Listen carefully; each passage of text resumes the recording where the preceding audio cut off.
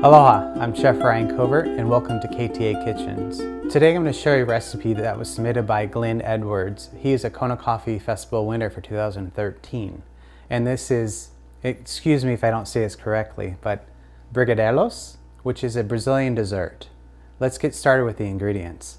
1 cup of sweetened condensed milk, 1/2 cup of 100% Kona coffee, 2 tablespoons of butter, 2 teaspoons of light corn syrup, 1/2 cup of cocoa powder, and 36 Kona coffee beans.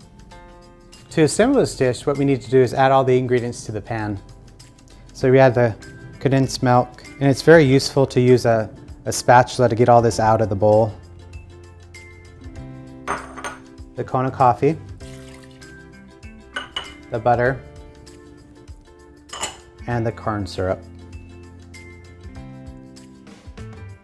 We're going to cook this on the stovetop on a medium-high heat until it comes to a boil. The most important thing about Brigadeiros is to constantly stir. You cannot let this not be stirred. You're going to stir this for about 30 minutes until it's a fudge-like consistency. This has come to a boil. Now it's time to reduce the heat to a low heat, and you want to continuously stir this. Now if you have some friends around or somebody that can help you stir, it really helps because you're going to be doing this for a while. The Brigadeiros has been cooking for 30 minutes. To tell if it's done, you draw a line down the middle of the pan and it slowly comes together. And it also has a fudge-like consistency. So now the next step is to cool this in the refrigerator for 30 minutes. The Brigadeiros has been cooling for 45 minutes. I took it out of the refrigerator. Now it's time to roll it into balls. A good trick now is to add a little bit of butter onto your hands, and this allows it from not sticking. So let's begin rolling these Brigadeiros.